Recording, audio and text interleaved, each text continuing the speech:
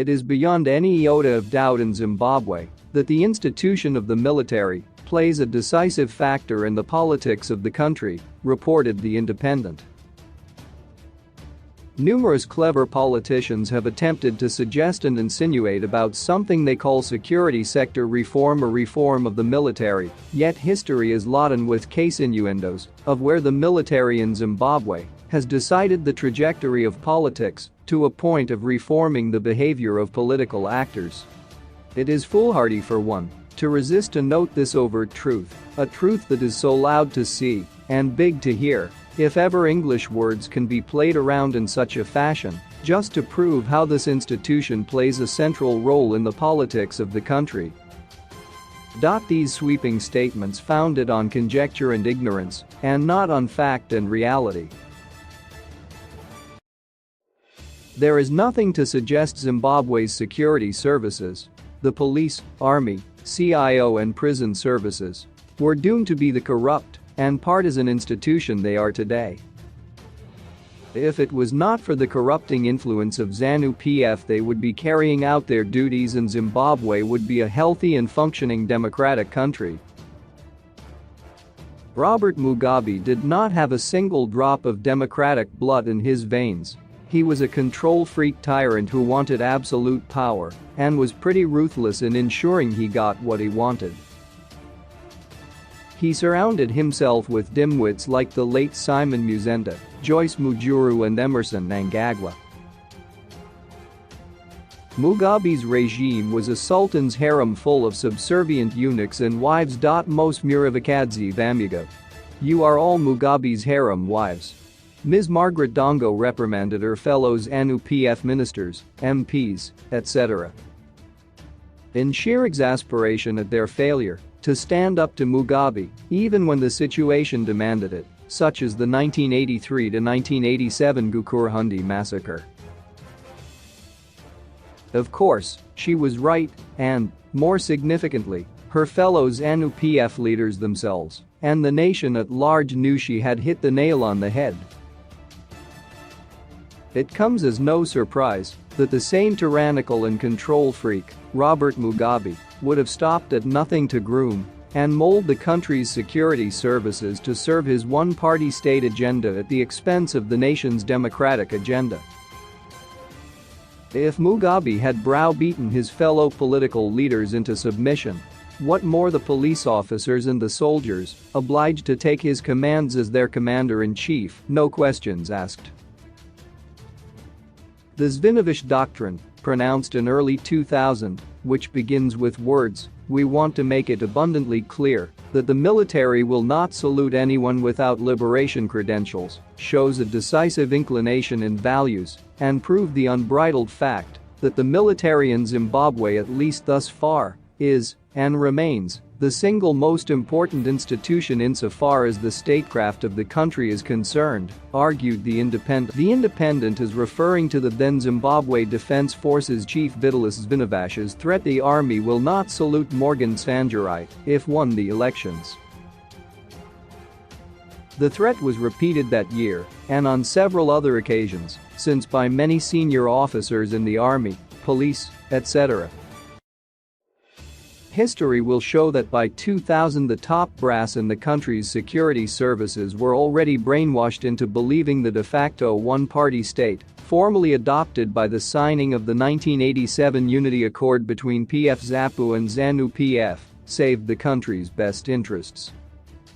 The multi-party democracy, symbolized by the emergence and election of the opposition parties, was not in the nation's interest.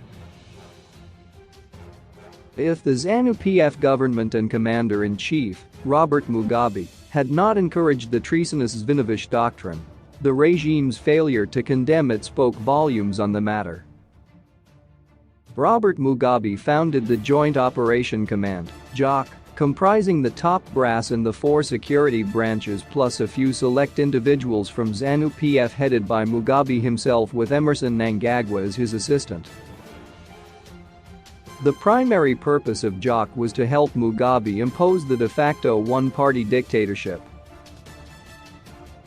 When Mugabe and Zanu PF were routed in the March 2008 vote, Mnangagwa and Jock stopped ZEC declaring the results. The junta spent the next 6 weeks recounting 5 million votes, whittling down Tsvangirei's 73% votes, according to Mugabe's Freudian slip, to 47%, enough to force the run-off. The junta came to its own in implementing the military-style Operation Mavhatera Ani. Whom did you vote for? The junta punished the voters for rejecting Zanu PF and Mugabe in the March vote. Hundreds of thousands were harassed, beaten and/or raped, and millions were internally displaced using the war veterans and Zanu PF militia. The heavy-duty stuff of abducting and murdering people was carried out by personnel from the army, police, CIO and prison services. Over 500 innocent people were murdered in cold blood in that operation. Until 2008, the security services' involvement in the rigging of elections and other political activities had been confined to the Zvinovich doctrine and other clandestine work. All caution was thrown to the wind during Operation Mavhatera Ani, marking the 2008 as a watershed election. The top brass in the army, police, CIO and prison services must have known their active involvement in Operation Mavhatera Ani was a point of no return. They had lost all pretenses of being independent, apolitical and committed to multi-party democratic values. It was in the post-2008 election era that the security services branch's involvement in diamond mining and other looting activities increased significantly. Mugabe was no doubt rewarding his Jock junta partners for helping him and Zanu PF stay in power and increasing their stake in the dictatorship. When the junta carried out the political coup in 2008 to wrestle power from MDC, Operation Mavhatera Ani was a political coup. None of them ever imagined that SADC and AU would refuse to recognize Zanu PF as the legitimate government, punishment for the blatant cheating and wanton violence. Mugabe was forced to sign the 2008 Global Political Agreement (GPA), agreeing to the implementation of the raft of democratic reforms designed to dismantle the dictatorship. Fortunately for Mugabe, Morgan Tsvangirai and his MDC friends, who were tasked to implement the reforms, turned out to be corrupt, incompetent and utterly useless. They failed to implement even one reform in 5 years of the new. Not even one. Zanu PF emerged from the new with all its dictatorial powers untouched, include the party's undemocratic control over the army, police, etc. and the carte blanche powers to rig elections. The party realized that it would avoid the punishment for rigging the elections as long as the opposition participated in the elections. The party has since given away a few gravy train seats to entice the opposition to participate. By participating in the flawed elections, our opposition are giving vote-rigging Zanu PF legitimacy. It is beyond any iota of doubt in Zimbabwe that the institution of the military plays a decisive factor in the politics of the country. This is not one iota of evidence to show the military or any of the other 3 security services branches have played any role in MDC's failure to implement reforms during the new and/or MDC's stubborn insistence in participating in flawed elections to give Zanu PF legitimacy. Not one iota. The November 2017 military coup should not be taken as proof of the military influence in Zimbabwe politics, because the coup would have never happened if the G40 faction had not made it clear it would oust the Liberation War generation. The overwhelming majority in Jock were Liberation War generation, and it is no wonder the coup was code-named Operation Restore Legacy. The November 2017 coup was reportedly to remove criminals around the president responsible for the economic meltdown, announced the coup spokesperson. Proof the coup plotters are aware the army are not the only players in Zimbabwe politics. Indeed, there is increasing talk of yet another coup and/or street protests to force change because the November 2017 coup has failed to deliver hoped-for economic recovery.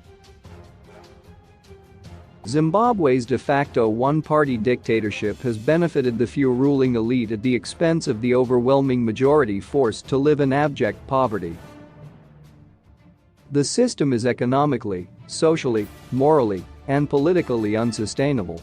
The country needs meaningful political change.